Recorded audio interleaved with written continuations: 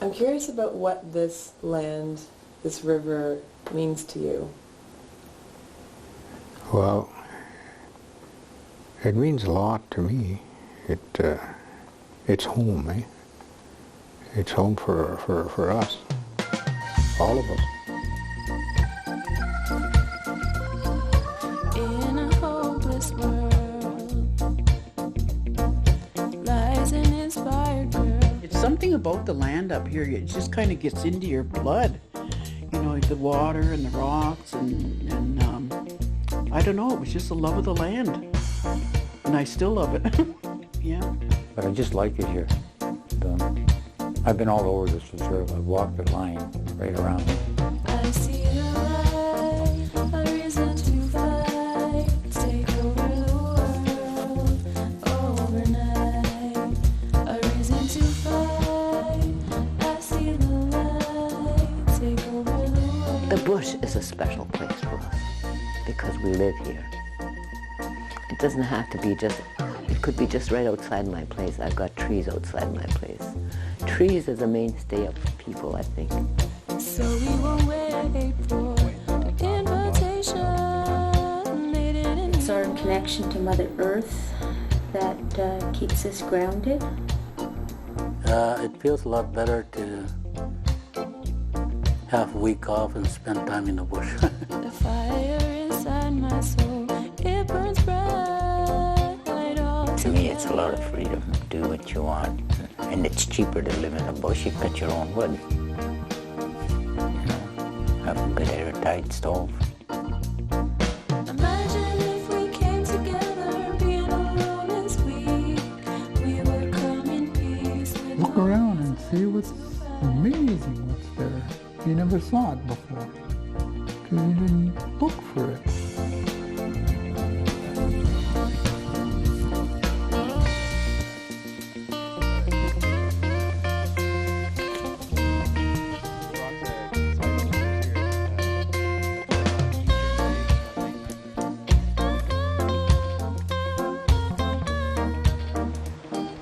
You hear all that noise? That's what I like. Yeah.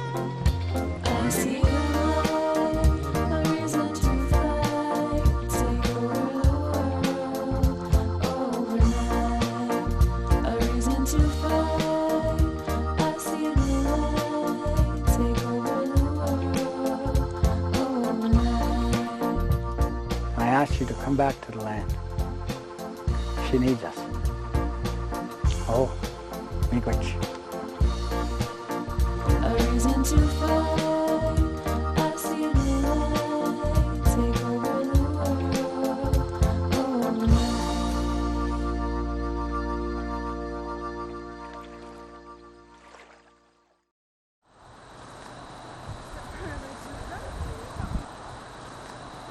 So here's Dominic. What's your favorite place in the Meg? I like the park because we can play lots of volleyball. Play volleyball? What else do you do at the park? Play baseball with Lucas. Okay. And Chris, where's your favorite place in the Meg? It was in winter. We always used to go to the rink and like play team hockey and that stuff. Mm-hmm. In the summer, we always go swimming. That's where I like to go. Okay, thanks guys. The park. Go ahead, Marquise. The rink. For the winter, would have to be the rink. The woods. The woods? Where in the woods? Like Behind my grandma's. the old road? Okay. And why do you like to go on the old road? There's lots of animals there? My grandma's. Your grandma's house? And what do you do there? You relax? And I like playing in the bush. In my house. In your house? So the old highway is your favorite spot? No, the bridge. Oh, the bridge. Okay. And why is it your favorite spot? Because it's quiet and peaceful and it's like really beautiful down there and it's just a good place to go. Okay. When we'd have hard times or we'd be sad or whatever, we always came by the water. If we couldn't find one another, we'd walk along the river to find each other. And it's more of a, like a, I want to say like connecting, kind of. It's serene. It's nice to be able to just come and be open. And as women, the water is very important to us. The water is our medicine. But I think that all the graffiti on our bridge has a lot to do with expression. We've had lots of school community, and it's really cool that, you know, before they had gone, they had graffitied the bridge. Well, graffiti is illegal. I think it's really cool that we have that piece of them left. And when it comes to like the younger kids, I like that they graffiti because I think that has to do with this expression and like self-identity. This is my special spot at Magnetawan. My mom used to bring me here a month every summer. We go camping. Jump off this rock right here. We used to spend a lot of time at the park, yeah. We go and have a picnic up there and go swimming and just have lots of fun. I don't know, when I go sit outside, I feel connected anywhere I go. Whether you're walking up to 2 Foot Miners Lake, driving down the highway, you see a deer or a moose. From here to the highway and up from there, right up to Miners Lake, we talk about that long, decades ago, maybe back in the 70s, or it was early 80s. So we agreed at that time. We never had nothing written down, anyway. But we agreed on it, that they said that place should be left alone. Everybody goes up there to fish and that because it's a nice area, it's secluded, there's no interruption from highway noise, traffic or anything. It's quiet, it's a beautiful place to be. And I know when I was chief at one meeting, they wanted to preserve all that area for the generations to come, just to leave it natural. My ancestors were raised and my ancestors are buried over here, and like it means a lot. I think this is like my all-time favorite place to be for sure. All the old people used to be there, living there, and now they're all gone. And so that's a special place, yeah. That's my first recollection here on Mother Earth. So the only other places that I would say that are pretty significant to us are right here within our community. I actually like how small our reserve is. I kind of do too. Some people say it sucks, but I think it's fine because we all know each other. Yeah. And it's not awkward or anything. The community that we have here is the center of everything. That without this, there's nothing. So sometimes I wish I didn't know everybody though. Yeah. Because then everybody knows everybody's business. So if we can make this a nicer place or a better place for everybody here, we'll build on that and look at successes and build on those.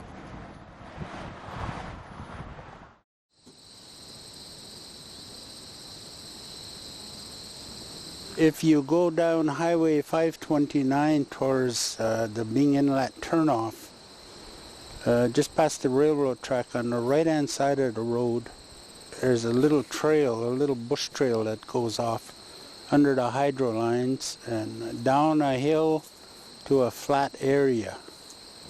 If you look around that flat area at certain times of the year, you'll find the outlines of a log house.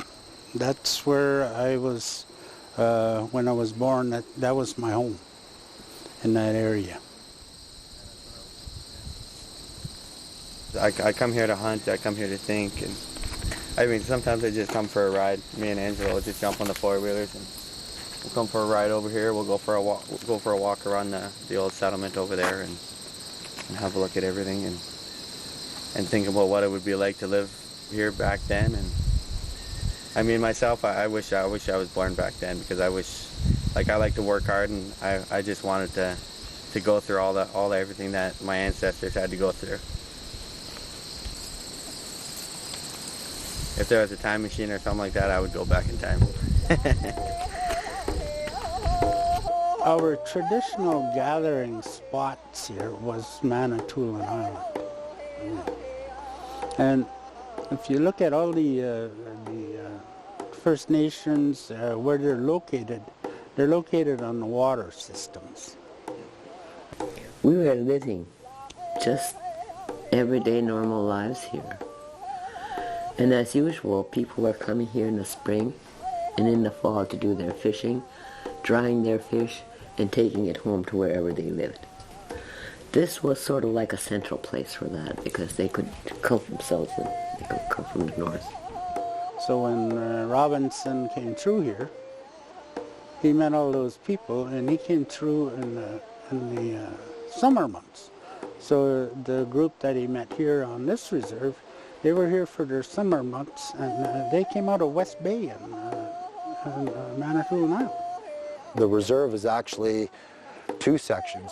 West Bay is also a part of our reserve. And one of the things you'll notice if you look at the Robinson Huron Treaty is Chigang or West Bay is not a signer to it because they were part of Magnetawan at that time. So we traveled back and forth between here and West Bay.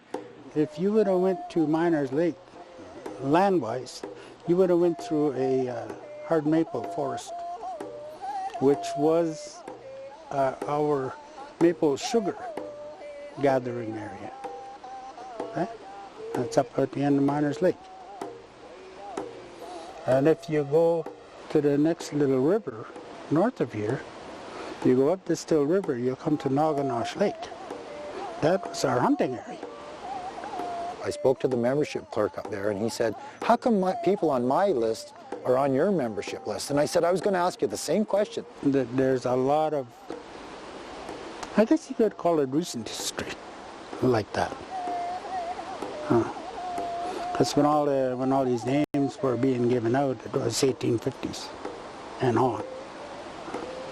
It wasn't back then. I'm sure our people back in the day, they called it something completely different. Noganosh is not really a name.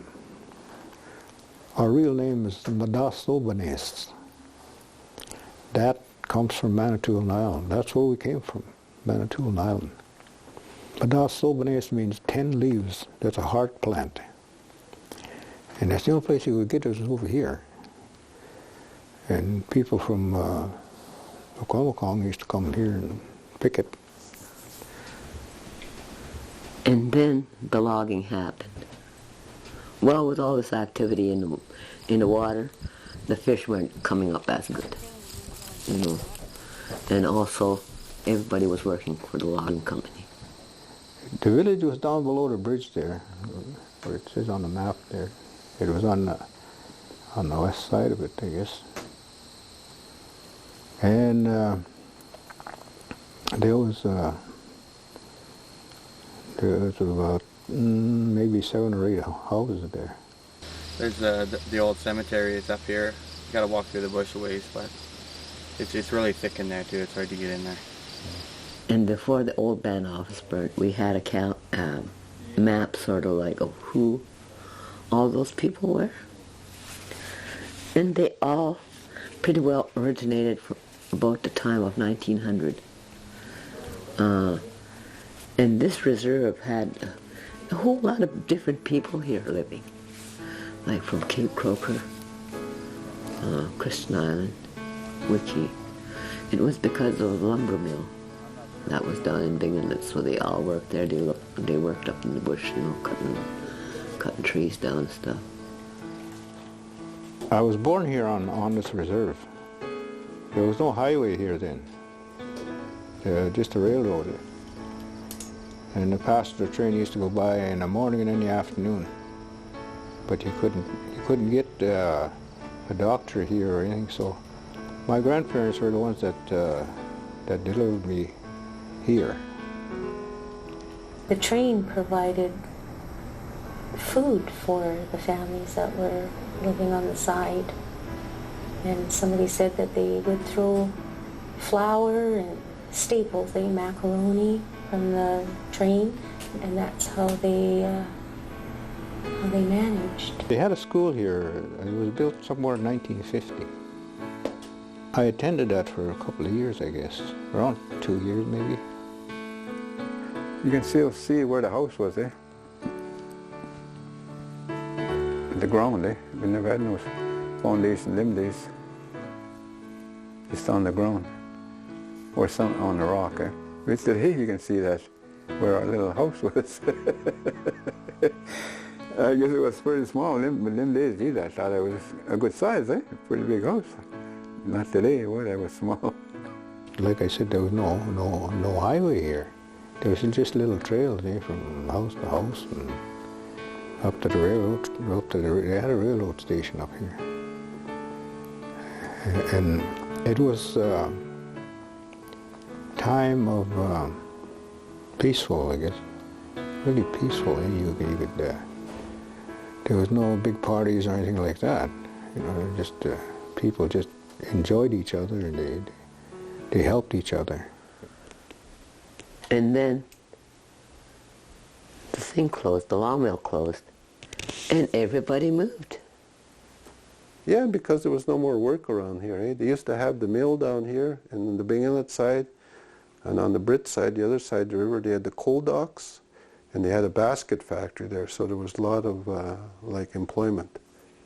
So they all shut down there in the early 1900s, and everybody just left. Like a lot of our people went down to Buffalo, and Sault Ste. Marie were the two locations that a lot of them went to. And some moved to Shawanaga like we did. We didn't move right out of the area. Some went to Toronto.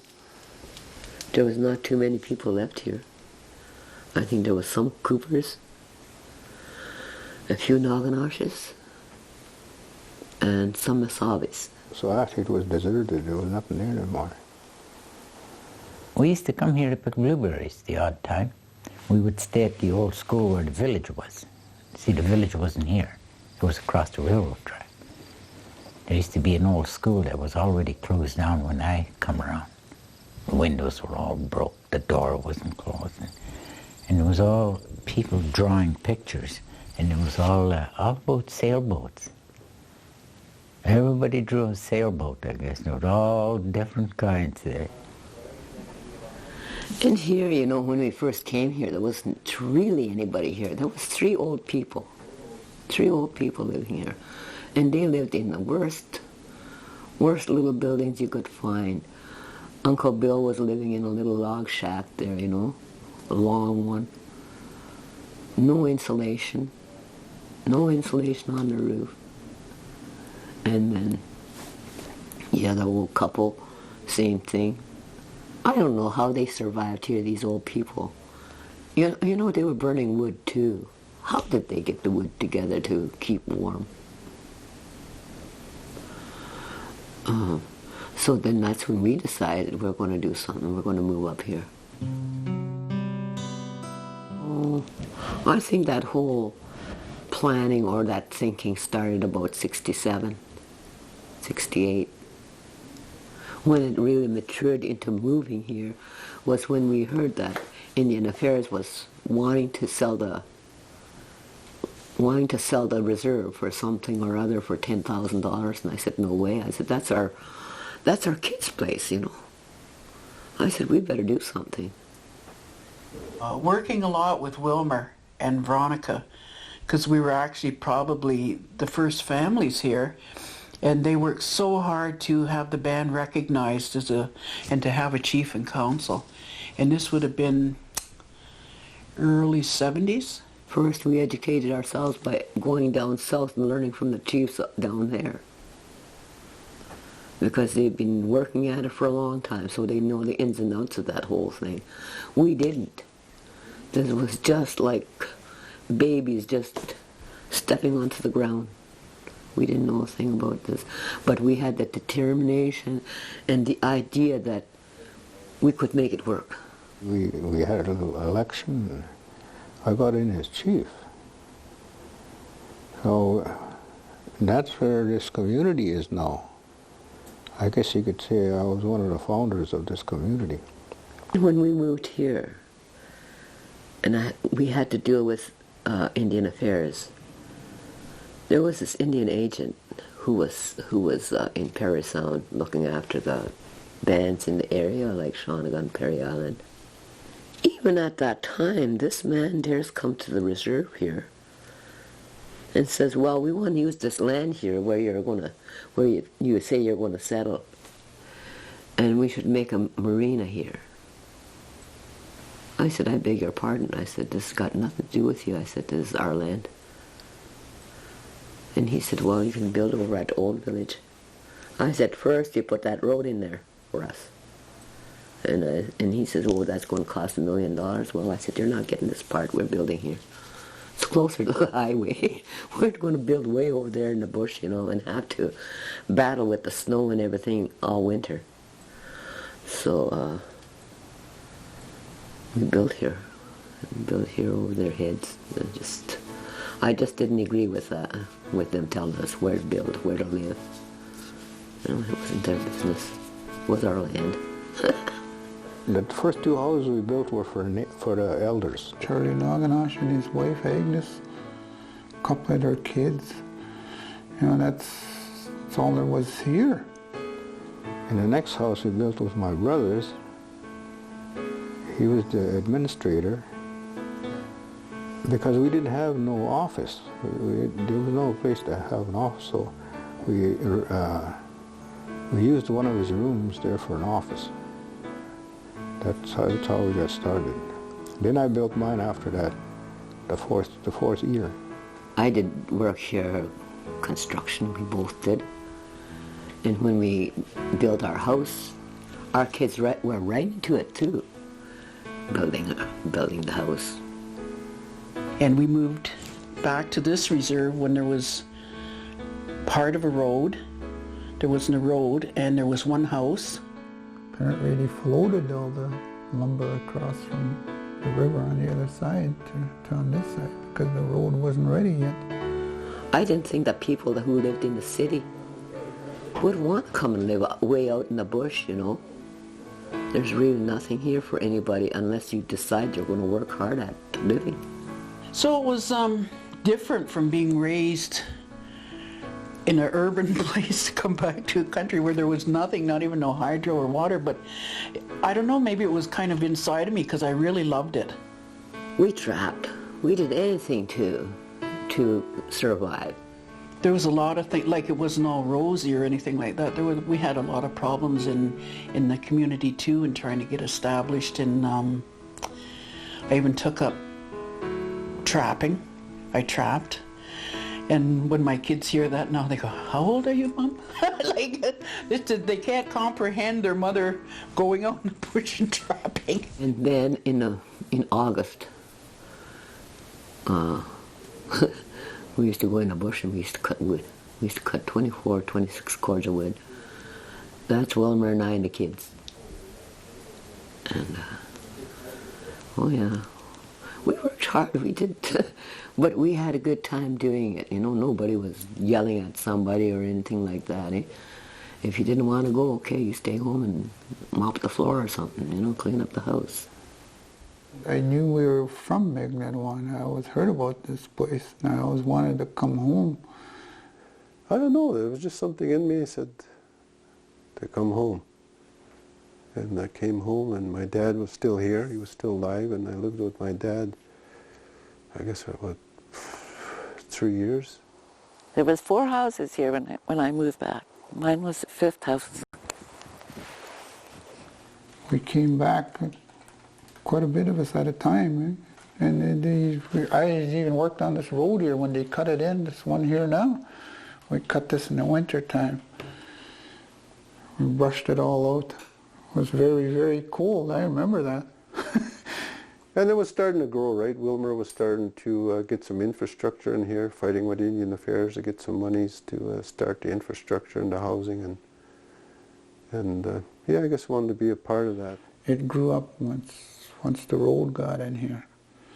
Like people started coming home all the time. Every year there was somebody coming home. Right now we're noticing a big influx of people coming home looking for work because they know there's change, there's things going on here. It's nice to see more people coming back. That's what I like to see, that have been out there working. They come back, they bring their things that they've learned and their people skills and their work ethics and stuff like that. They bring back to the community too. We were raised in a non-native home, so coming back here was like being with our people, I guess, in a way. And it was nice to see. For me, it was nice to see others like myself. Coming back, the best things for me, I was somewhere where I belong. 1999, we moved here, and I haven't moved since. So it's been 13 years I've been in my mom's house, and I really enjoy living in the community, and I don't think I could live in the city again. When I decided to move here, I said, okay, this is going to be it for the rest of my life. This is where I'm going to live. So I'm going to pick and choose a place where I want to live. So I picked that spot where we are now. The water's right outside, you know. And we do need that water too to calm us, because it helps. Because it's constantly moving. You know, it's never still water. And air is never still either. Trees are never still either. No matter what, trees are always moving. Water's always moving. So this is where I decided to live, and this is where I'm going to kick the bucket here too.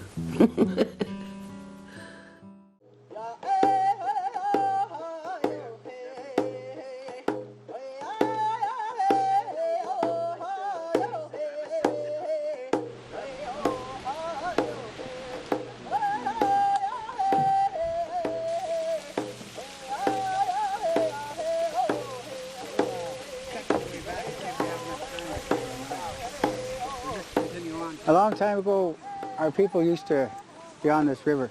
It used to be their life. It'd be their travel ways, it'd be their highways, it'd be everything that they had. There's 2 foot, there's 4 foot, 14.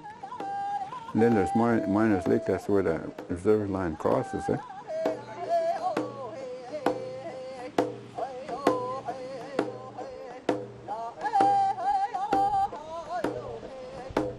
It's just a short set of rapids, maybe about 80 feet long, and the elevation from the top of the rapid to the bottom is about 2 feet, so they call it a 2-foot rapid. Yeah, that's why you hear about 2 foot all the time. So that's where a lot of people used to go up there and fish in the spring. How far up the river is it? 45-minute walk from here.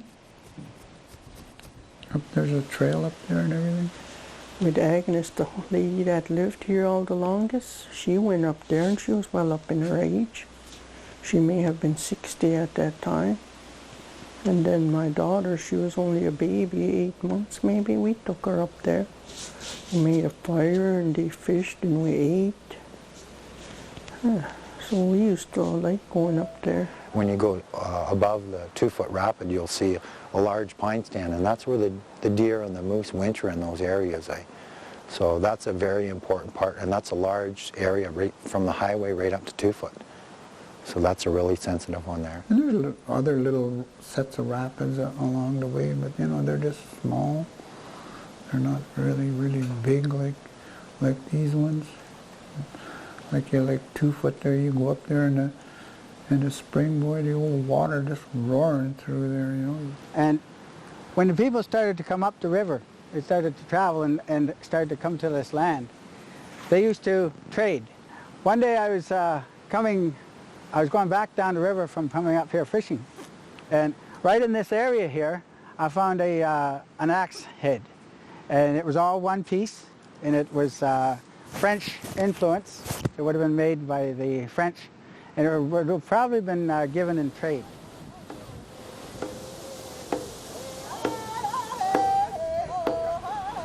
There's 2 foot, there's 4 foot, and all of a sudden it jumps to 14. So what happened from 4 to 14? Maybe because 14 was a bigger drop. It was more like, kind of like a little Niagara Falls thing, just coming and zoom, straight down. 14 is rough. It could be rough in the spring, eh? Water's high. You should see that water come down there. There's a gorge there. That's 14 foot, and that is one heck of a portage. Yeah, that's 14. Okay. They don't call it 14 foot for nothing. Yeah. The trails that were on the portages really need an awful lot of work. They need an awful lot of help. But they haven't been used. They haven't been used by our people, and they haven't been upkept. And I think that that's one of the things that we've got to start doing, is starting to take care of those trails and take care of Mother Earth so that our people have a safe passage.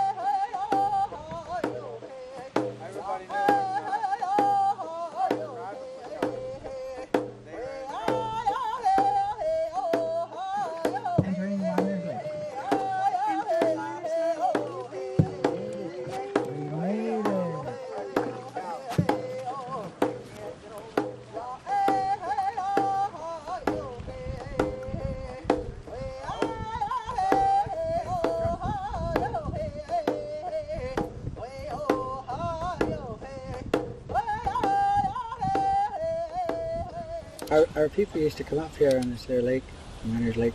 We'd have a lot of fun up there. It's actually not a lake, it's just where the river gets wide, but they do call it Miners Lake. It's actually one of the nicest areas around. It's unfortunate that it's not part of the reserve, the whole lake. Some of the historical information that we've dug up leads us to believe that we had a settlement probably 2 to 3 miles further east towards the $30 Rapids and the Canal Rapids, that we used to harvest fish in there. We had a base camp set up there. So really that is our stomping ground, the whole Miners Lake. Around the lake is really important because it's a high medicine area. I took my kid up there. I take my grandson up there now. So I used to come up here. I spent many nights right on this point right here in my tent. It's not the fishing that what we're really, that's the reason that we're there. What we're there for is harvesting of the plants. I used to hear a little guy used to bug me, a whippoorwill. He used to land beside my tent late at night, and he'd be there just yapping away, you know. I remember one time we were up there and there was a whole bunch of green frogs. I don't know. There were so many of them. And a bunch of them would jump in at a time and, oh, that sounds like a moose, let's go over there. We're not over there. So towards daylight, you're getting tired, you know, it's maybe 3 o'clock in the morning. So I laid down and there was a little boulder, little rock there. And just laid on top there and went to sleep. I woke up and it was raining. Feel that. And it was all those little frogs jumping all over me. But we were up there fishing one time too, and then we heard all this splashing in the water, and somebody yelling or something like, "Who's up here with us?"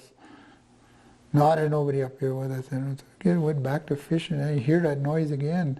I said, "Wait a minute, that's a loon. That's a loon." And you could see the water coming off his wings, and with the sun behind him, it looked like it was little rainbows, is what it was. Whole bunch of little rainbows when he was flapping his wings, when the water was coming off his wings. And I never saw that before. I never saw a loon dance for his partner. And that's what he was doing. He was dancing for her. I saw it up there. That's kind of like a magical place in Miners Lake. All kinds of stuff happens up in there. Well, there used to be logging camps up there in the late 1800s. There was logging camps up there. And they were there all winter and come down, big drives in the spring. One of the elders in the community told my mom that they had found a nugget the size of a man's fist at a place up the river called Devil's Elbow. And it was filed in a claim office in Little Current back in the 30s or something. And so it did happen. And he told my mother that there was gold at 2 foot. And when you go up there and explore, there's a spur line set up there. We don't know if it was set up for mining or timber, because they logged out the northeast corner of the reserve when we had a boundary dispute. So when we figured it out, they said you can have back that section as long as you don't claim for the timber on it that was harvested. But when we went up there, my dad did all the forestry work. He found railway cars, and it looked like mining equipment. I found an old mining car wheel, you know those mining cars with the steel wheels? I found a set of wheels on a pathway up on about 14 foot. So maybe there was someone mining gold up there that wasn't supposed to. It's just a mystery. How'd they get there? You're out in the middle of nowhere. There's no roads. The only way there is by water or overland through the bush. So. I think one of the members here used to have a wagon and horses, and used to take all the supplies up to the lumber camp. That's very different. And that was him that marked that trail. That's that 2 foot trail. We could see the old blazes in there when they cut them. And then the tree grew, and it grew over top, you know, over the old blaze, and it looks like a big... And now that Skidoo Trail goes right where the old, I guess it was the trail that Charlie Nauganash had made. There's a burial ground on Miners Lake that it's off reserve, but I was there, we were there once, we capsized and we had to go into shore, and that's where we pulled in on this long, narrow beach. And I found out later that there's graves on that beach. And I think that those two graves there was two loggers that died up there. Well, this was, it was logging days, timbering. People were sick and too far to bring them down, so they died and they buried them there. Maybe, I think you can pretty near see the mound there. I know one year we were up there hunting, wounded a deer over there.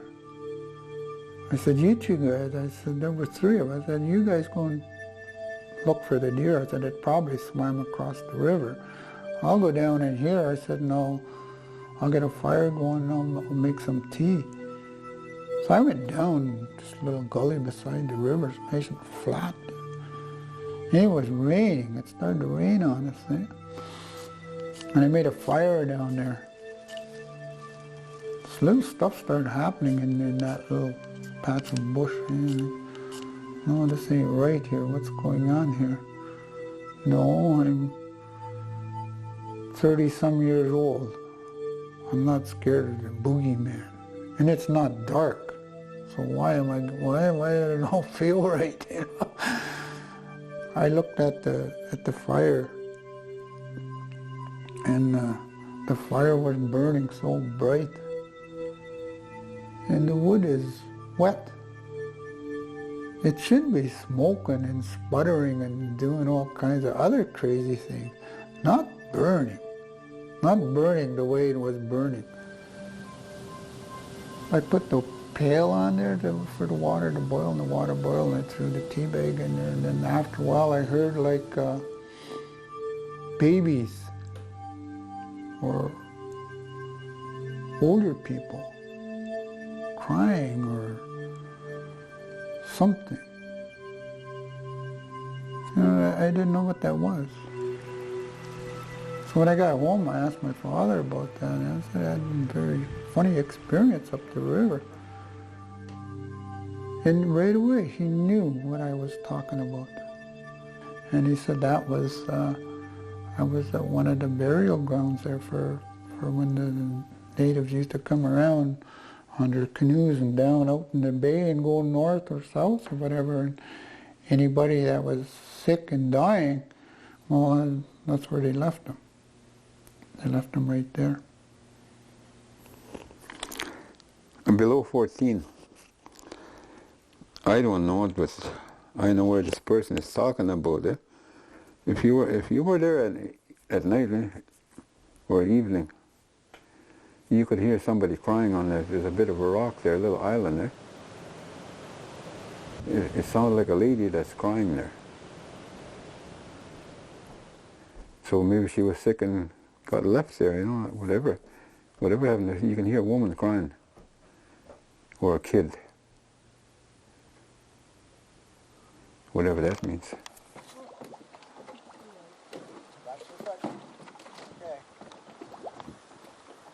Oh my God, I know. So what do you think, Sabia? Beautiful, I love it. I would like to live right here.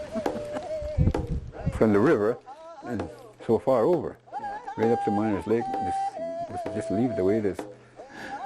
I guess that's what they call progress, I guess, because you know, it's four-wheelers and everybody's all over up there now. And I say, I used to go up there with my son. We used to go up there and call moose. You never see anybody.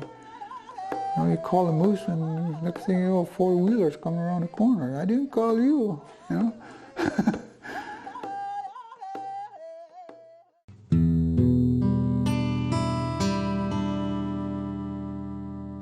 In here, in this river, there's salmon, pickerel, pike, muskie, bass, suckers, catfish. Lots of fish in here. And the other area I would say is from the highway bridge down to the mouth of the Mag River where that one house is. That's another area where we harvest fish in that, and we have a lot of concerns about the state of that right now. Up the river, on the other side of the bridge, like around that curve. A nice bath hole up there.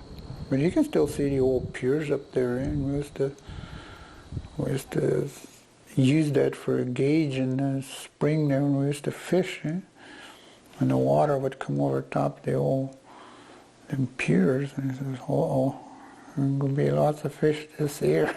Water's going to be good. There's good fishing at Miners Lake, too. Yeah.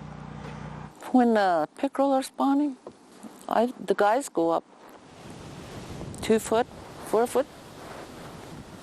I'll go all the way up the Miners Lake. But now, there's no water. The water has dropped maybe over 3 feet since I've been here. And we're looking at that there water coming over the falls and all of those things. That there has been filtered by those swamps and by those swales up there. And it's coming over and it's returning back to the river. And it's getting oxygen as it hits the rocks and it bounces off the ground and bounces off the earth. I can't even get my boat up the river now. I used to be able to run right up to 2 foot up there, no problem. So, and these here falls behind us. They put an awful lot of oxygen in that water. So the more oxygen we have, the healthier fish we have. Like in the 80s when I first come back here, the water was real high. And when the fish spawned, then the water was still high. But now we're finding out that water, the fish will come in there, they'll spawn, they'll lay their eggs, and out they'll go, and maybe a week later, the water drops so much that those eggs ain't even underwater anymore. So all that spawn is lost. So we get no little fish, no little fry this year because they're out in the sun baking. They're not under the water. And the fish, they need the right conditions to reproduce, to lay their eggs and stuff like that. And once that's not there, they don't come in here anymore to spawn. And what we're hearing is from the local fishermen, the non-native, is that the pickerel in them are spawning now out in the shoals out in Georgian Bay. Magnetawan doesn't mean anything. It's Neme, Nemeg Nadawang. And what that means is that a place of sturgeon. And they're just like awesome. If you can manage to catch, like to see them, it looks like a great big log rolling out there. They're still in there. Still in there? They're not as big now. No. They're little 4 foot and 5 foot ones. No. I guess back in the day to see the 12 and 14 foot sturgeon was sort of a common occurrence at certain times. You go up the river here, what you call 2 foot. That's where they spawn in June. And there's a gravel bar before 2 foot too, and that's where they spawn too. Eh? Oh, pickerel's got to be pickerel. But pike's my second favorite, so. They range from probably about here to about there. We caught some pretty big ones this year, so. In the springs, pickerel. Pickerel and suckers. I will take the suckers because some of the elders in the community enjoy that kind of fish. There used to be a lady here that would pickle them and they would call them salmon. Suckers are good. You boil them. And there's this driver on this boat, and there's another friend of mine with him, asking that driver, he said, do you have a traditional name? He said, yeah. He said, what's your name? He said, well, my name is a crow. So that driver says, as we're going along, he said, well, what name do you have? Well, when I was young, he says, I was too young. He says, they didn't give me a chance to name me. He says, and that older guy talks to him. He says, well, he says, I'm going to give you a name. He says, because we're pulling suckers out of a net, I'm going to call you Sucker, he told me. So we're riding along home, eh? And that guy says to that older guy, he says, I'm sorry I asked that question. He said, well, I don't really like that name you gave me, he says. And that older guy says to him, well, you got to take that, you got to respect me. I'm an old guy, he says, you know, that's your name now. rock bass is good eating. A lot of people don't eat rock bass because it's got that much work to clean it, you know, because I mean they're so small, right? But we do have muskie. I've seen them catch muskie, and that's good too, but it's a thick fish, and you have to kind of slice it when you cook it. Bass was no good after July. As soon as the water gets warm, they get wormy. Worms right in there, right inside their hide, inside their meat. But I used to fish with an elder that would tell me you gotta only figure out how much fish you eat per week, and they're only good for 3 months in your freezer. They get all soft. You could poke your finger through the flesh after left too long in the freezer. But there's no use going to catch a whole whack of fish if you can't keep it. Yeah, I speared a lot on Magnetawan First Nations River here, eh? I spear in the spring. That was my favorite. That was a good sport. The rougher the water, the better it was, you know. And you spear, the faster the water runs. Magnetawan here, just down here, was the best place to fish. The pickerel have a hard time swimming up the rapids, and so they'll gather around in the eddies and in the rocks and catch their breath or like do whatever, right? Take rest, and then they'll just do a quick shoot, and they'll swim right up that set of rapids, and they'll keep going up until they find a safe place to spawn their eggs. Even going like this, then all of a sudden, zoom, he's gone. While he's down there going like this, that's when you spear him because he's not moving anywhere, right? He's getting ready to go up this fast water. You don't have a lot of time to react to when you see the fish because they'll be swimming up a lot of the time, and so like when you see that tail, you have to move fast. You can't sit there and wait and then second guess yourself. It's exciting, scary. You pretty much have to scream at everybody just so everybody hears you, because like all you can hear is the rapids moving. Like it's really fierce. It sounds really nice actually, but it's very dangerous down here. We usually leave about 9 p.m. because you don't fish till after midnight. You don't spear for pickerel, and then we're usually there till about 3, 4 in the morning.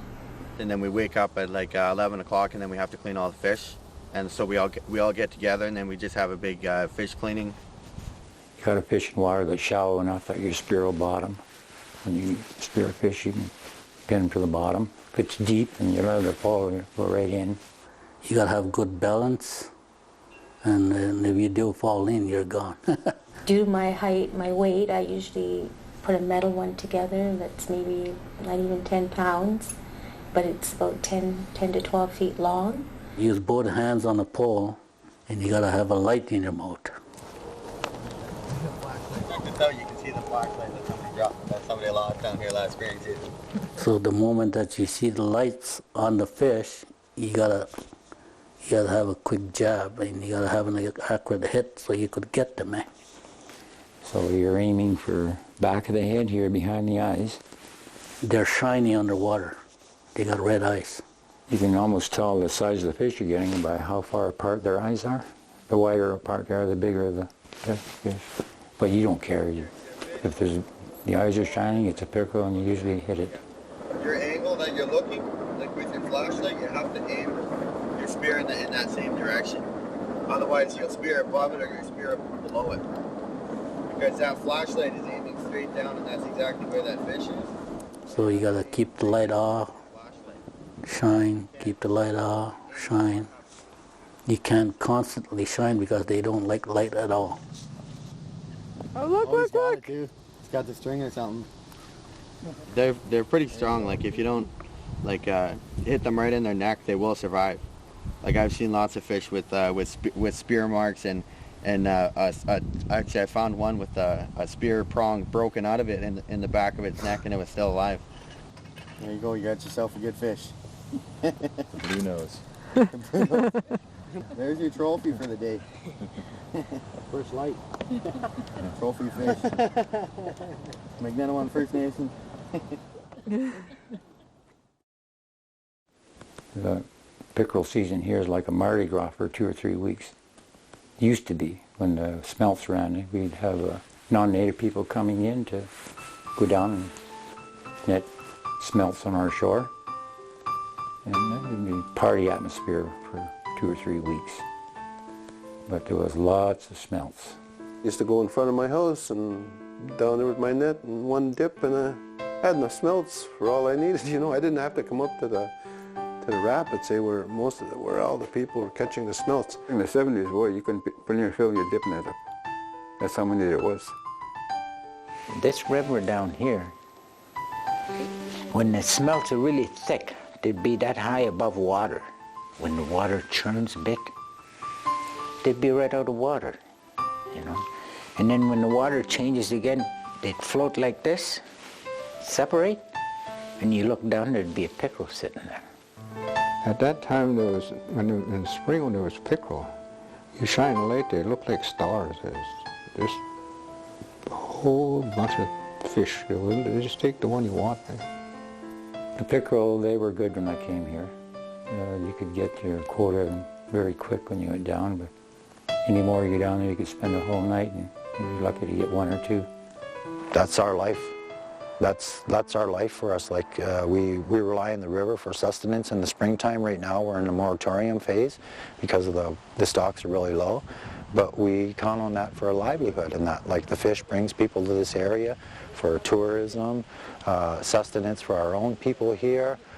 Teaches a lot of qualities to our children that when we go out to the river, that there's certain roles in that. For example, like this spring we had the moratorium again, but we sent all the men to Port Severn to harvest fish. Well, the man paid all the expenses in that, but the men did that. They took on that role of going out and providing the fish for the tribe. I didn't have to pay anybody. They're taking those roles on themselves. The women are assuming the cultural roles again. They're looking at saying, well, what part of the puzzle am I? And it's happening on its own. Everybody's kind of saying, I'm part of the puzzle. I'm not sure what part, but I want to be a part of it. And it's coming along slowly.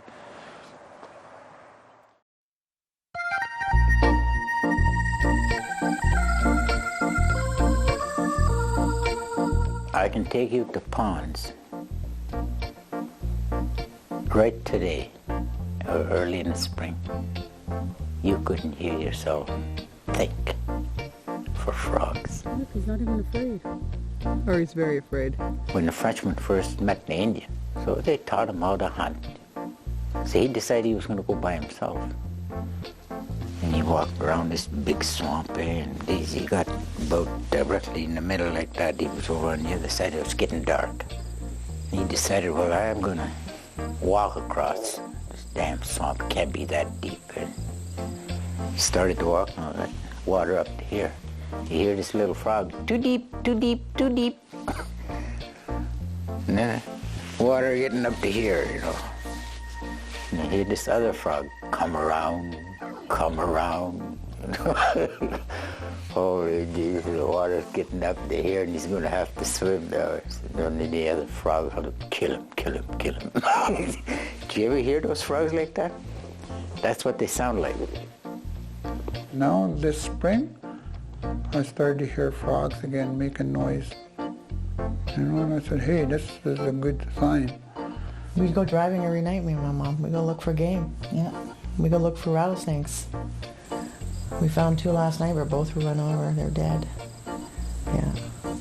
I report them. We call them in and let them know the species service program. And starting off a project like this, it's very important to have local expertise.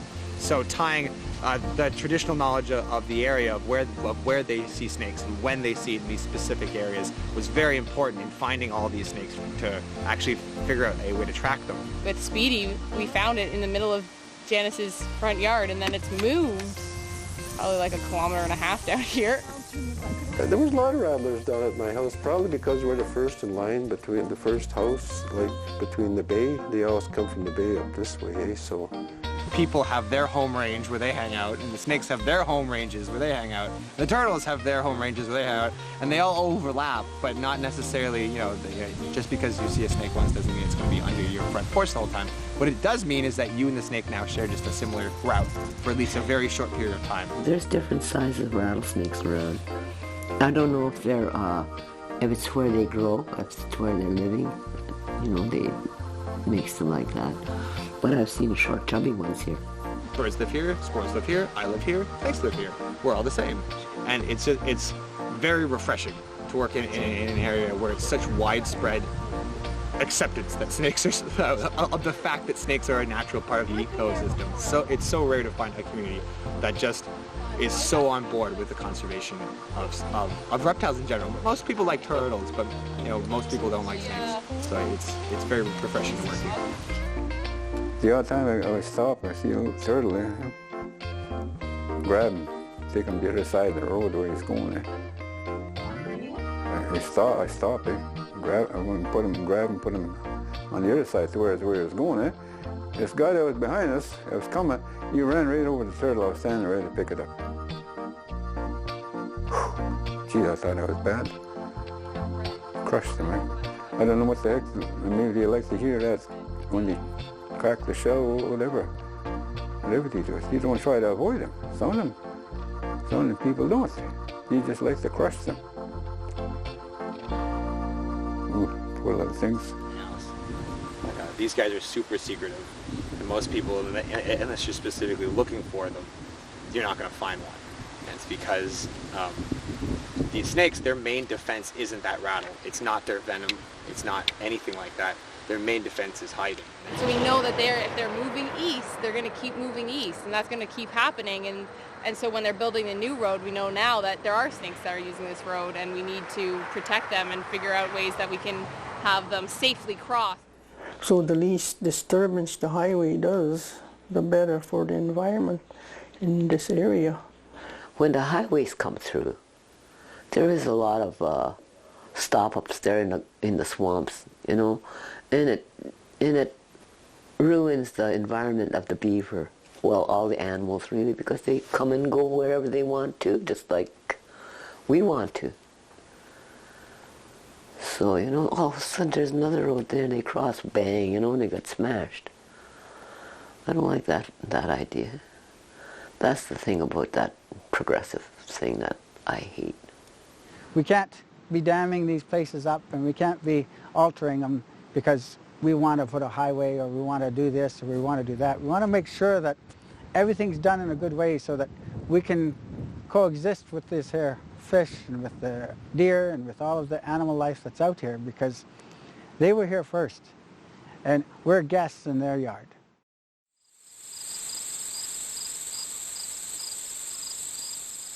If you had to deal with an emergency, I mean, you didn't have time to wait for the train.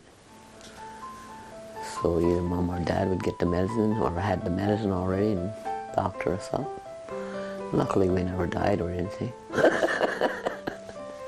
You know, so medicine works. That's in the bush and underground. It's such a vast accumulation that started in the beginning time. As our people traveled, they picked a plant and maybe they ate it and saw what it did to them or how it reacted to them, and they passed that knowledge on to the next person, and it eventually came down to, I guess, a few people who followed that way. It's really important for us to not only know the medicines that are out there, but to know how to use them, and know how to harvest them, know how to pray for them, know how to deal with the medicine when it's complete.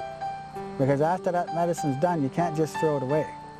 You have to take it and you have to put it in a bush and you have to talk to it again. So all of those steps have to be taken for the complete honoring of that plant. That's why we call them our relatives. We're all related, to help each other.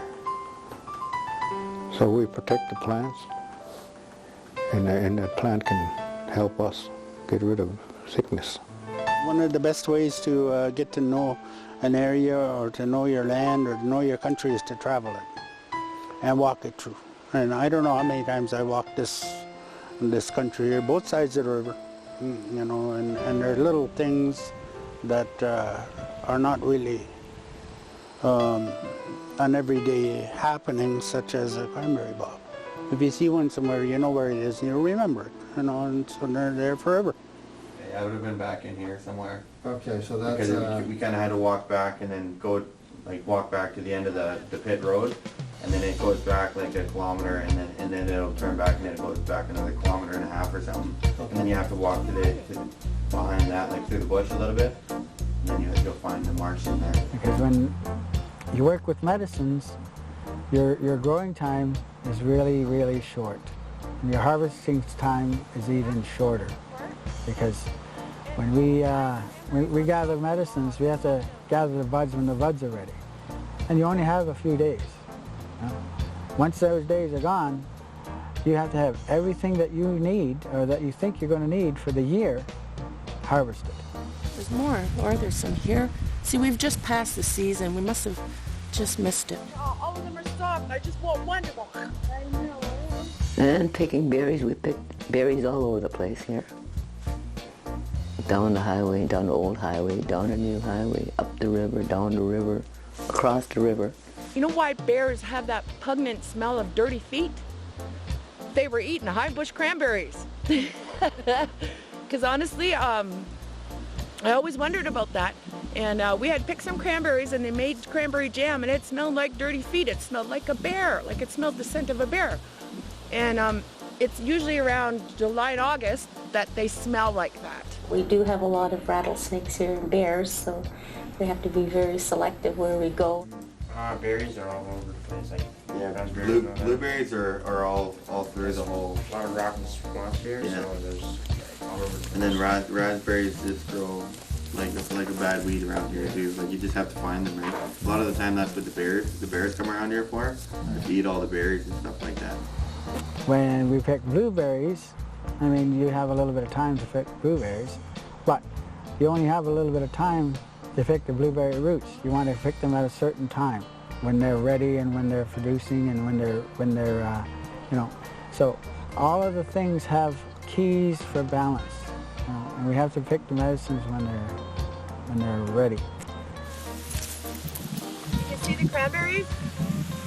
Oh my God, there's lots of them.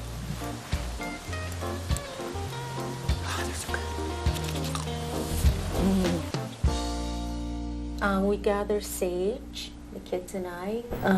So every, just before, I think it's July, August, we'll go and pick, and by then it's maybe 10 inches tall. So I pick that, and then I tie it up and shake the bugs out of it, and then I hang it to dry. It usually takes maybe a week, week and a half, and then I take the leaves off, and that's what I smudge during the winter. Yeah, always have sweetgrass with me. I had a big sage about this long all wrapped up, and one day I decided to smudge my room, because I know it needs to be clean, it's dusty and that. And I forgot to turn it off. We went downtown. Here's a great big roll of sage. I come back, I thought about it over there. It burned right to nothing, which meant my house must have needed to be smudged. It took the whole thing. I try my best to smudge on a daily basis, and it starts my day out a good way, and the boys smudge as well, and same with my grandchildren. The tobacco is a way of getting to God through the spirits, through conveyor belts, sort of like the smoke and that. You know, smoke goes much further than noise, much further than sound. Smoke just goes, you know, it can go forever. Each day we use that tobacco, we put that down to the earth, and we ask for those gifts to come to us. And we have many gifts that come. It's important if we take something of the earth that we give that sama, we give that tobacco, because nothing is free. I find, because my mother used tobacco all the time when I was growing up, for everything, for every incident that happened in our house, for every incident that happened out there, for something that might hurt us, she put tobacco out, offered tobacco to keep us safe. And that was a message to God, that was a prayer. Mom was telling me a story about protection flowers, which is grandmother's sage. Mm-hmm. And Dad went and picked a whole bunch. So he brought me, he said, very nice. I'm really laughing, giving him, I said, there, we must need this protector plant. Pearly Everlasting is a common medicine used by a lot of people around here. We use it for protection for our houses. We use it for smudge. It looks really nice. It dries perfect. And it's one of those plants that comes out of the ground and it can see everything because it gets little yellow eyes. And when you see it looking up at you and it wants to go home with you, that's when you pick it. Mm-hmm. And there's lots of it here. And they got eyes in the middle, those white flowers. Protectors. Cedar. We have a cedar bath lady that comes in once a month, and she appreciates if we pick our own cedar. Cedar tea, we just drink it because we like it. I also use cedar tea for washing my tools. If I don't have smudge, I'll use cedar water. And we used to go pick sweetgrass, and we did that way on the other side of the old village, up towards the graveyard, where the graveyard was. The stems have a red line on them, and then you could smell it. What does it smell like? Smells like sweet grass. A bunch of it goes, and you take all those leaves apart. You can either braid them, or you can tie them together and hang them. Then they could put them away. But if you put them away wet, they get moldy. And then there's one in the middle that you take out. It's called a heart. And that's the one that has the red on it. But there's so many different ways to cook something. Whatever you've got. It's like when Native people practice traditional stuff. They don't have the same things like same kind of sweetgrass or the same kind of sage where they are. So they adapt. So you can never say somebody's wrong in practicing their traditional style because that's what they learned. Oh, blueberry root has lots of uses, but one of the things that it takes care of is calcium deposits and spurs. Mm-hmm. It's also a very strong men's medicine. One of my foster kids had poison ivy around her nose here, and it was around his nostrils. It was starting to go into the eyes, so I said, well, gosh, can't take you to the hospital. It's weekend. So I guess I'll have to go and get that. Touch me not. So that's what I used. And by Monday, it was all kind of dried up, you know. Men get their strength from the sun, so we take top stuff for men. All plants have a male and female side, but some have a stronger support for one or the other depending on the time of year and what they're being used for. Pine gum is good for poultice. If you have a boil, you soften that up with water, or you can chew it and put it on that boil. It draws it all out. Pine gum, it'll dry and get real hard, brittle. You have to put it in your mouth and soften it, and you make it into like a gum. And if you got a sliver, you just press it on, put a Band-Aid over it. And the next day you get up, the wound's clear, and the sliver's in the Band-Aid, and the wound's all clear. The root of the lily pad, you pull it out, and you let it dry. And the singers that drum and sing, they end up chewing the root. Which, Brock? Yes. Have you tried it? Yes, I've tried it before. It's beneficial. It's very bitter. The root is very bitter, and I don't like it myself, but it works. It's like buckwheat. You don't like it, but it works. Weekend. I don't know what the English word is for it, and it livens you up and gives you energy, I guess. And then I went home and told my husband that this lady, Emily was her name, gave me this. I said, it's called Weekend. I said, what? He said, some weekend? It does work. If you're feeling tired, chew some of that and swallow the juice. You perk up. When I first found the Wike, I had my skirt on, and I smudged, I offered my tobacco down, and I specifically asked if I could find that medicine.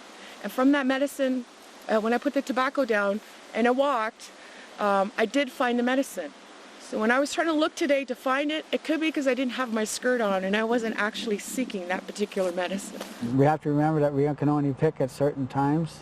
You know, we have to wait till that sun comes up and they receive that light.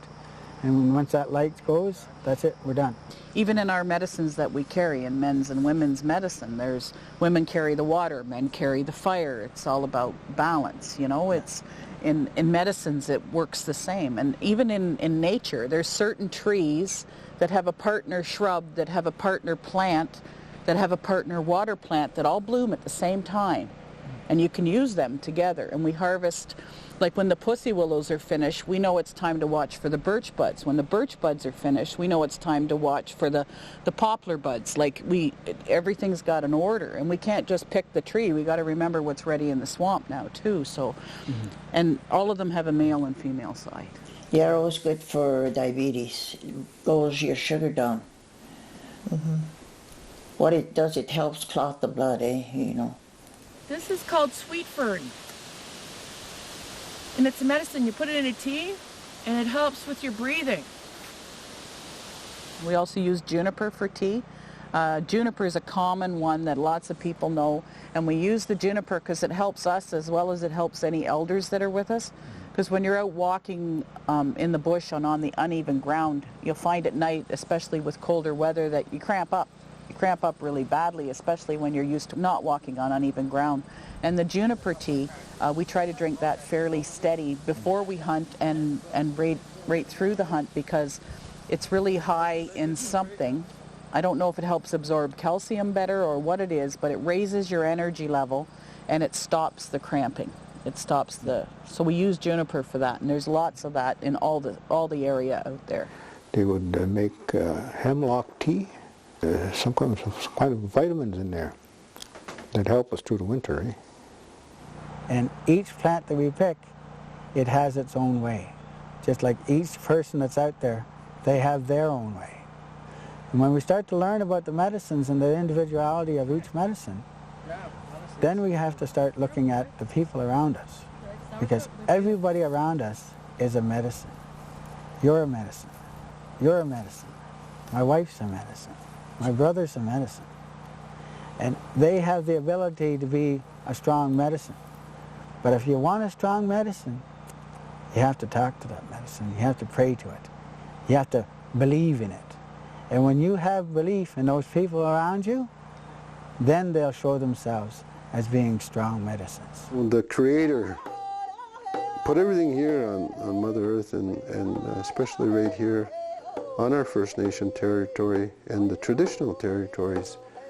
We just have to know, we have to gain that knowledge back again from the remaining medicine people to know which herbs and plants and roots and stuff to harvest to make our own medicines for various ailments that we have today.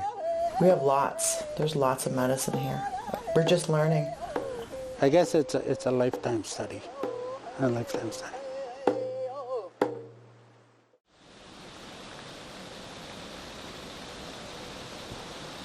I laugh at some people sometimes. When they go to church, they got to go to this little house in a certain street, at a certain time, and I just say, look at, this is my church right here. Right? Way high, way high. So we're conducting sweats. So there is a sweat lodge area across the river, across the highway, and I would consider that sacred. I always carried this knowledge of being Indian, being Anishinaabe,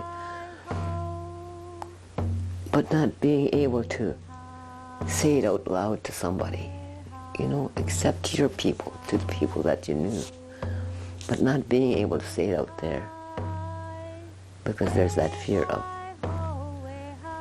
being thrown in jail. My grandfather was a religious person as well, but he kept on with some of his traditions. My dad said he used to remember him burning a rock on the stove in a pot of water, and then putting that pot of water on the floor and then draping a blanket over. So he made his own homemade sweat because it was outlawed, that they couldn't sweat anymore. My mom taught me, my aunts, my uncles, my elders, like the chief, Uncle Joe taught me, Uncle Wilmer taught me. I mean, pretty much it takes a whole community to teach, to raise a child, and that's pretty much what it took. There's a sweat lodge up the river, and I think that's a special place. I got my name in that area, and that's where I really came out to practice traditional stuff again. Is there. Things like you don't mess around with the sacred fires and ceremonies and things like that, right? You have to take those things seriously. So you can make a sweat lodge anywhere you want. I had one down there one time where that little A-frame house is. Yeah. And I would probably still use it in that area. Spend nothing there to bother. No drugs, no alcohol, no nothing like that. Yeah, I'd probably use that still there. And right now we're going to be starting up a full moon ceremony with the ladies on the First Nation. So hopefully, within 6 months we get an area designated for that.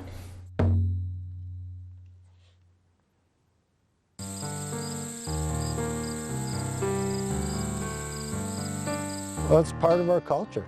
It's part of who we are. Like if something ever happened in the real world, that's one of the reasons I take it upon myself to educate them is what happens if there is a major collapse in the economy? What happens if there's food scares or food shortages and that? Our people have to be able to survive. We try not to hunt with full stomachs. We try to go in with as little as we can survive on. We try to use up all of our hunted meat before the hunt for that animal. So if we're going to hunt moose, we make sure that we distribute it or use it before we hunt again. Like you put tobacco down for your animals before you pray that you have an opportunity to take an animal, and then if you do have an opportunity to take an animal and you do take it, and then you put that tobacco down to pray that being is going to get taken to where he needs to go. They use what they call smudge, and that's what they use to, when you take your body into the bush, you smell like human, but when you use that kind of medicine, you don't smell anymore. You could point right at them close to you. We try not to eat any of that animal while we're hunting it, just to honor it, because we need it, it's gone, and for it to present itself to us would be an honor, rather than us go out and actually think we're tracking them. We try to go out and wait for them to come to us, and they do. When I came out of residential school, I stayed with this old man for about 3 months. And he taught me all about water and hunting, trapping. The animals will talk to you. You have to listen to them. And I think what they mean by that is their actions, what they do. Yeah, lots of moose. You see the moose, they tend to travel in packs of two, possibly a male and female, and maybe a small calf. The deer, you see them in families, groups of 5, and they're pretty much in abundance around here. They're the tricky ones. They're really smart. It's your wits against his. If he beats you that day, that's good. You did your best. That's the way you kind of look at it. All of our marshes are along, basically, and we're connected through roads and train tracks and community. That if there's any game, it's probably in that general direction. And knowing that those things are over there, the animal itself probably would choose last to go in that direction. If you're hunting for moose, you call for them. You can make a call, but if you're trying to sneak up on a deer, you're just hoping that you're sneaking up on something, right? So you could be sneaking around for hours and not even see or hear anything, but that's hunting. It's been known to swim. There's a deer snorkel. They'll put their little nose up and go through the water. They're not shy to come down high rock cliffs like that. So it's pretty much a matter of trying to sneak up on them. You hang around there. Place you call 2-foot. Gets chased by the wolves, you just run to the river across. It's not very wide, eh? That's how there's escape routes. My father-in-law told me that before the present highway, way down south of here, there was a place where all the deer and the moose were hanging out. So he said he'd go in there and just get a deer come back. That's what he said. And after they put this highway through, he says that the moose and the deer, you don't find anything down there. Not the way it was, that's what he said. Deer have been known when sighted and known they've been sighted, will actually make a large circle, come back around and turn the game around, and you become the hunted, and they'll actually follow you. And if you're following their signs, say trails or blood, when you make your first circle, you know you've just been had. One point years ago when I went with my dad first learning how to hunt, he went like that. I was wondering why he did that. He went like that. And the deer was sleeping under the tree. That's how close we got. But if you just look right in there, deer height, he said, you're not going to see him. No, he said, look down where the tree starts on the ground, and then just work your eyes back and forth till you get height of the deer, and if he's standing in there, you'll see him right away. If they were hiding, if there was a deer here hiding in that juniper, you would sit down there and watch your eyes until you make eye contact before you move. Yeah, just like our rattlesnakes there. If they know they're unseen, they'll let you walk right by them. When it snows, it's just like turning the page in a book. The old tracks are all gone and new ones coming. And you can see what those animals are doing. Okay, well right here you see the little imprint in the mud. There's two little, first little imprint in the front, and then that, like a lot of the time, just the two imprints is a doe, a female deer, and then a buck is the ones that have the two little marks in the back, like you see right here. It looks all you can see is the two. That looks like just a doe, and then this here looks like a buck, because you can see the back two little imprints there. Look at the tracks for the moose. They're so fresh. They're right here. And there, going around the fence that we're having to walk around to. How can you tell they're so fresh?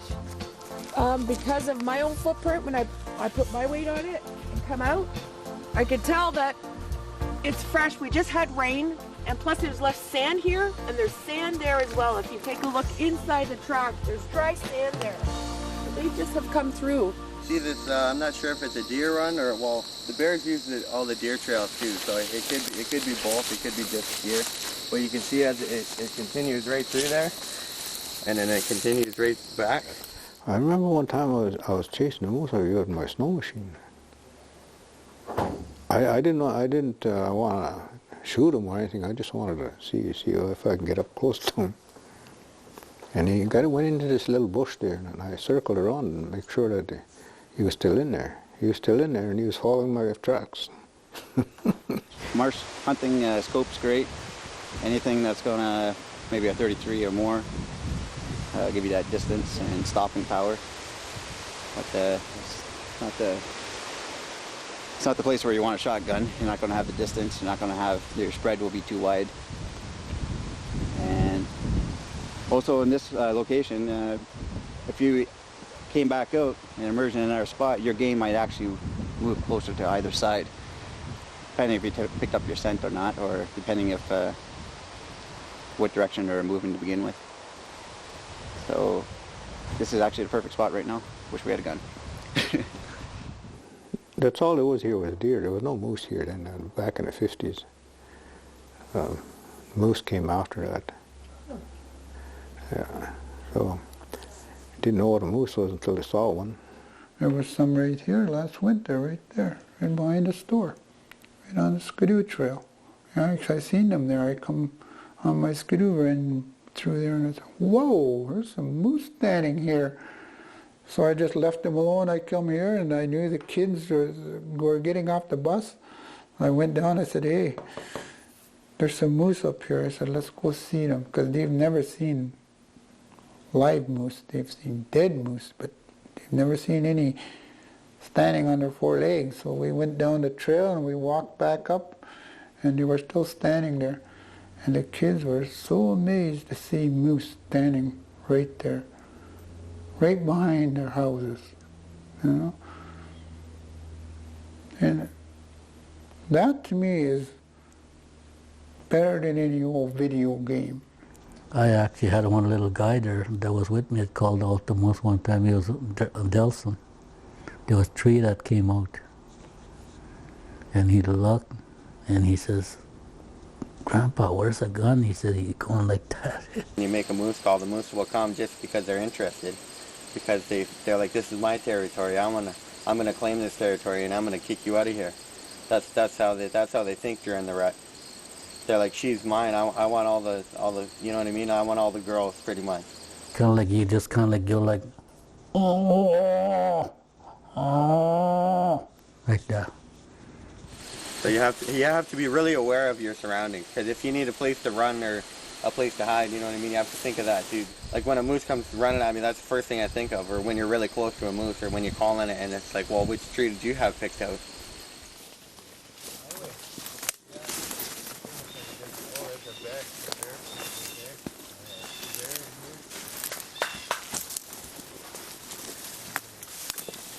What are we clapping for? Bears. Bears. Clapping for the bears. Either a bear or a moose. Or maybe a couple of bears, you never know. But by the follows of the bear scat in the bush there, it looks like it was a pretty good bear. Hunting in the marsh there is very hard to pull your game out afterwards. So quartering it up or using a waterway to drag it through is your best bet. When I was younger, I could have carried a moose hindquarter out by myself. You want to grunt and work and sweat and curse for 2 days or something, go ahead, shoot them where there's no water or you can't get your canoe in. You can do that if you want. We don't shoot animals that we don't harvest or eat, so it's not for sport, it's for sustenance when we do go up. Cow, I don't shoot cow anymore. Or even a big bull, I just leave them alone. You know, I said, boy, you live this long, you're doing something right.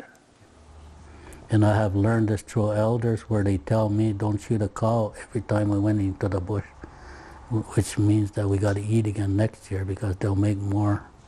After January, the moose ain't any good. They start eating the cedar and they pull those kind of trees. And that makes the meat taste real strong. So I don't think they're not stupid either. They got their little ways of making themselves that they're not the tastiest. You know, so I always wonder about that. Why would it, when he can still reach his main food, is the young maples, pulls the bark and stuff off them, he can still reach them. Why is he going to eat these crazy old trees that's going to make him? And I think, oh, okay. He knows what he's doing. Well, having a gun when you're 6 years old, you don't need a bow and arrow. That was just a toy, you know. I mean, don't get me wrong, I used to try and kill birds, didn't I?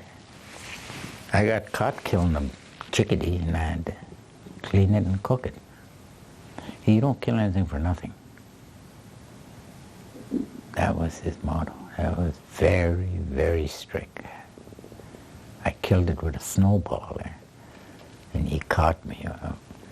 So I had to clean it and cook it. You know, there's not much to a chickadee. It's about a spoonful. So it's not going to waste when you leave it in the bush. A lot of people, whoa, look at all the stuff you left back there. Well, think about the other animals in there that are using that. I bet you if you went there this fall, I could take you over here someplace. I bet you if we went five days or whatever straight and we'd look for antlers from a deer or a moose, I bet you we wouldn't find one. When we've gutted a moose, and we've gone back in the next morning, everything will be gone. Even the little bits of blood on the gravel on the road are taken care of. They're gone. Everything is gone. I think these animals got a better system than us. That's what I think. I think we could learn from these guys. They don't waste nothing. Quite a few coyotes around here. You might see 8, 10, 12 in a little pack. I've seen a few spots, you know, where they attack the moose and coyotes. They get them. I think the change in the wolf population and more coyotes, less wolves or whatever, there's a change. We can see a drastic change. The turkey vultures are allowed to hang around the carry-on where there never used to be carry-on. Everything was taken care of. We were in a camp, and we were about 20 miles in. Yeah, we're a good ways in. I'd taken my eldest daughter to show her how to cook for the camp and how to clean for the camp, because I've cooked for hunting camps since I was 15.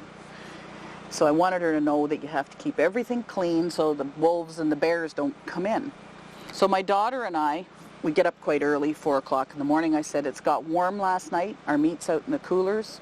We have to bring in all the meat and cook it all to get rid of the smell of blood, because everything thawed fast. Mm-hmm. And we have to take that out. And there's spots where we leave food for the crows and leave food for the wolves away from the camp. And I was teaching her that we take our food out so they don't come in, and we talk to them. As I was going to stick my head out of our tarp at our camp to go outside because the coolers are away from the camp, there was an animal in the bush. I could hear it. So I got the gun and I stuck it down the back of my skirt, and I said, you stay behind me, because I didn't want her separated from me. She was about 10. Yeah. And we went out, and there was a wolf standing about maybe 15 feet away. And it was a full-sized, 4-foot-tall black timber wolf. And you can tell the difference between a wolf and a coyote, because a wolf looks at you like this, and a coyote looks at you like this. And I looked at him and I said, we're going to get that stuff and we're going to take care of it. And whatever's left, we're going to take it out and we're going to put it out for you. And if you come after me, I'm going to have to kill you. And I don't want to shoot you. And he just left his head down. I didn't make eye contact with him. He left his head down, and I just kept talking. And it seemed like about an hour. I think it was about a minute and a half. And I said, well, and I moved my hands, and he pulled his head up and he turned around, and I could see him full size when he turned around. And he turned around and his tail was wagging, and the grass was about this tall, and there was about 10 other tails wagging. And they left. And my daughter went, oh, and fell on the ground. And she says, you're crazy. You just talked a whole bunch of wolves out of eating us. But she learned a wonderful lesson in not being afraid, and that you can negotiate, that you don't have to overpower the species that are out there that are the same as us. So that was one of, and I'm really glad she was there, because nobody would have believed me. But I did trap with Wilmer. I did the trap line thing.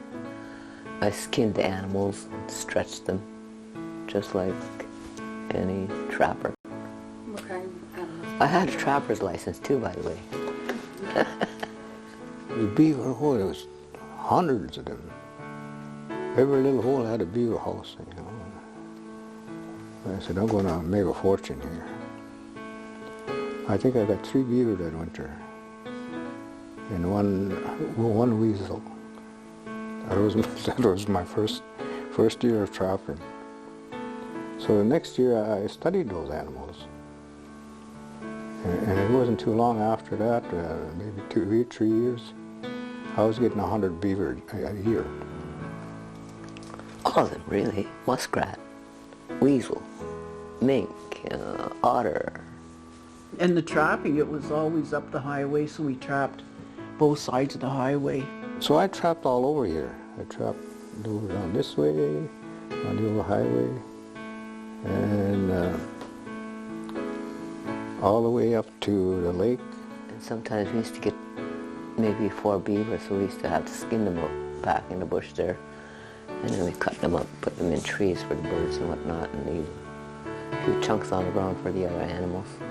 We ate the beavers, not all of them, but we ate as much as we could. Because those animals carry medicine, eh? Beaver, all it eats is roots and grass or whatever. And then when they carry that, and when you eat that food, that's still in there. So for us, you know, it was pretty good. I felt that that's what helped them. Our kids very seldom got sick.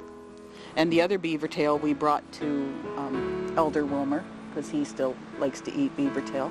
And they cook it like fish with the skin on so that they can sort of roast it on the coals, and then when they peel the foil or the leaves or whatever they've cooked it off, it takes the tail, the things on the tail off.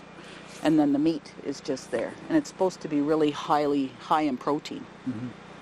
You have to compare it to something... Sweet, stringy beef, but a little lighter.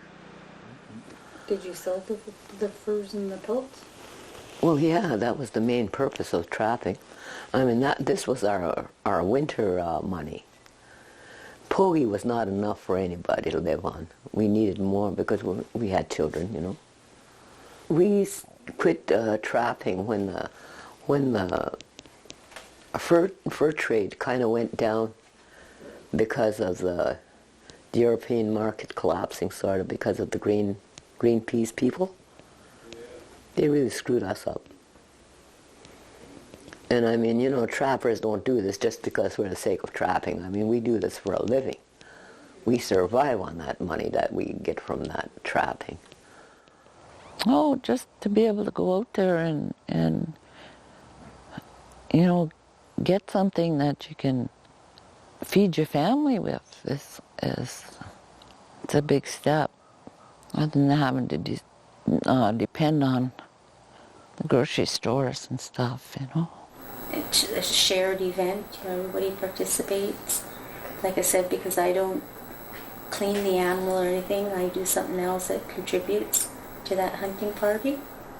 I enjoy cooking wild meat. I will cook it up and then we all eat together. So moose is your favorite meat? Yes. It's really good. It's the best meat you can have. It's got all the nutrients.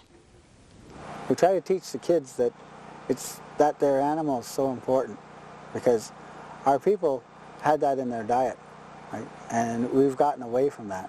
Game meat is very high in the healthy proteins that you need in your body. Like moose and deer, they're all 80% protein and 20% fats, and whereas like bologna and hot dogs is the complete opposite. And that moose, he eats all those medicines.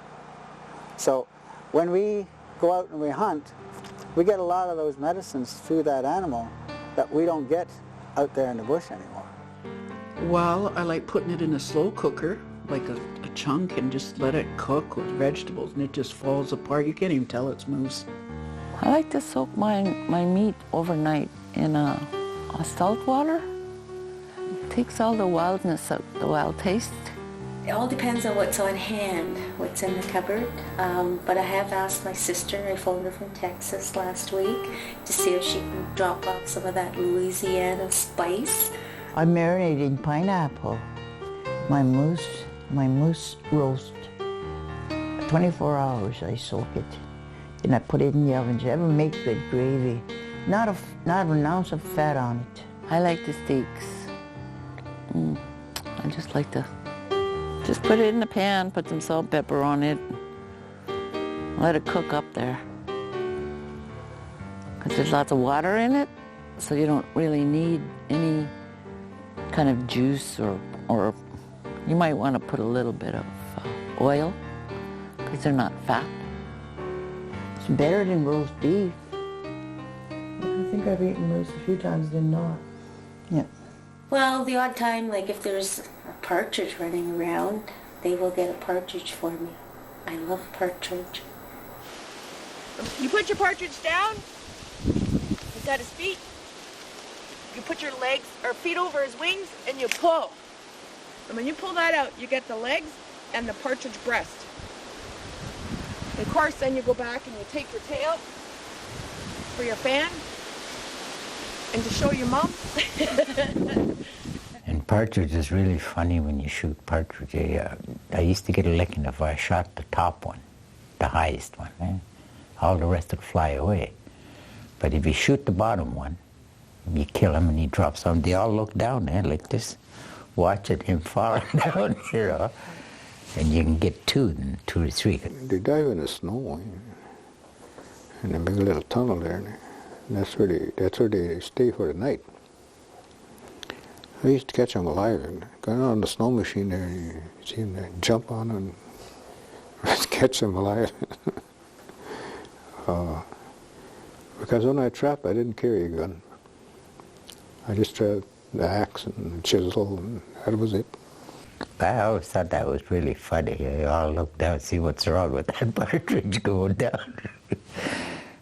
Porcupine is really good meat. Yeah. As you think about it, you know, what does the porcupine do? It takes 5 minutes to climb up that tree, and he stays up there for about 3 days, and all he does is eat bark. He's not running or charging anywhere, you know. So his meat is all nice and tender. One of the easiest ways to clean your porcupine is to take a sponge and sort of dab into it and drain it out. Dab in, drain it out. And reaching in to grab a quill could be hazardous. These quills, they have almost like microscopic barbs. So when it penetrates, you can't pull it out. So it's a little rougher to pull out this way than it is to run your finger down.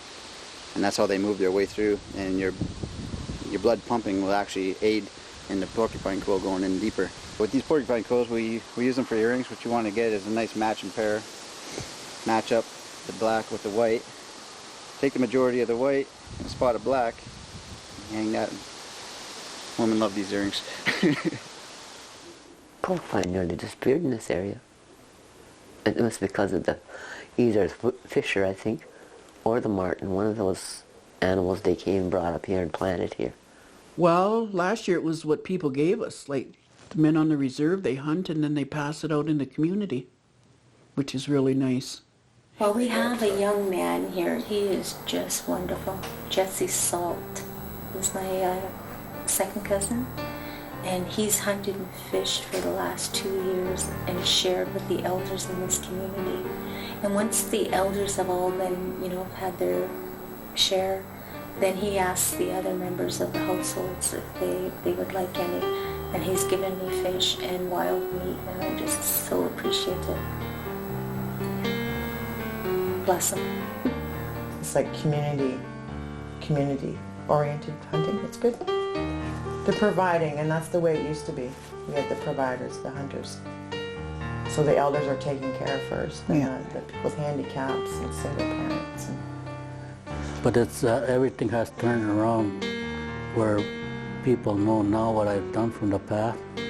Now that I'm like to how I am, they seem to want to help me to what I need.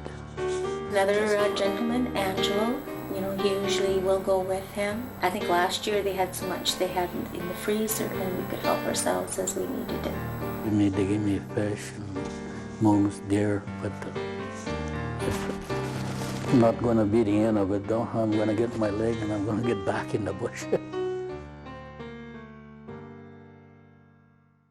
A long time ago, our people used to believe that they had a purpose. They had a purpose in life. And the purpose was to be a good part of that community, be a good part of that living on this earth, and to leave as little a footprint as possible, so that whatever was here, we would keep it here for the generations to come. I guess it's just part of us, part of everybody. We breathe the same air. We drink the same water. All people. That was given to us. That was given to us to look after. I say we've done some harm. It wasn't our company, but we worked there too as Native people, and not thinking, you know, what harm it was going to do to the environment. I don't want my grandkid or something down the road say, well, my grandfather didn't do enough. Look at the mess he left us here. We have to deal with now. We always have the interests of our future, our children in mind when we do anything. Not too many people questioned those things at that time. But now we have no excuse. We have no excuse. We know what's happening. And we should keep an eye on it and deal with it as it's happening. Taking care of our land here, taking care of this place for the people that are going to be coming along behind. If they shut off all the factories and quit doing the stuff they're doing, it would take probably 100 years to turn that around. But we could if we're all of that mindset.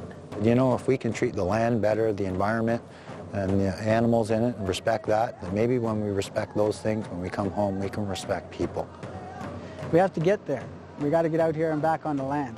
Because when we get to the land and we see the animals, then we learn who we are. I don't learn who I am sitting in front of a video game or sitting in front of a DVD player. I don't learn who I am. I learn who I am here. The traditions.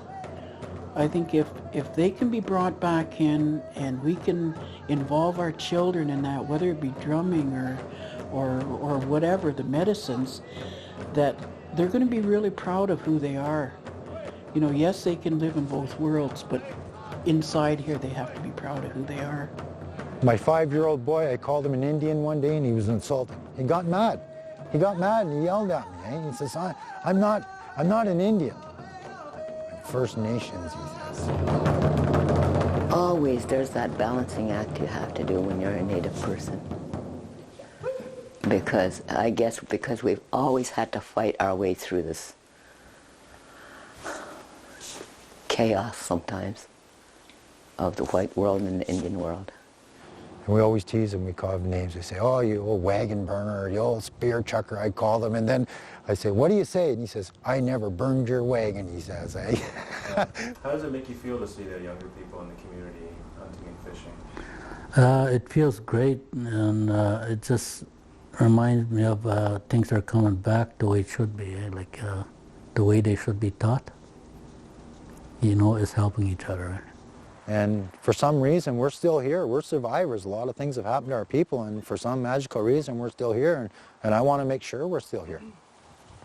So I have an obligation to pass those on to my kids. This is us. My brothers and my sisters are out there. And they know me. They laugh at me now because I've forgotten so much. But I pray that they don't laugh at my grandchildren. I pray that my grandchildren know and will learn so much more than I have and are able to carry themselves as Anishinaabe, Anishinaabe Nene, and Anishinaabe Kwe. We need to stand. We need to stand as a people, and we have to take care of this. If we don't take care of this, it won't be here long, and that's our responsibility. I say miigwech for being here, and miigwech for this time. And I ask you to come back to the land. She needs us. Oh, miigwech.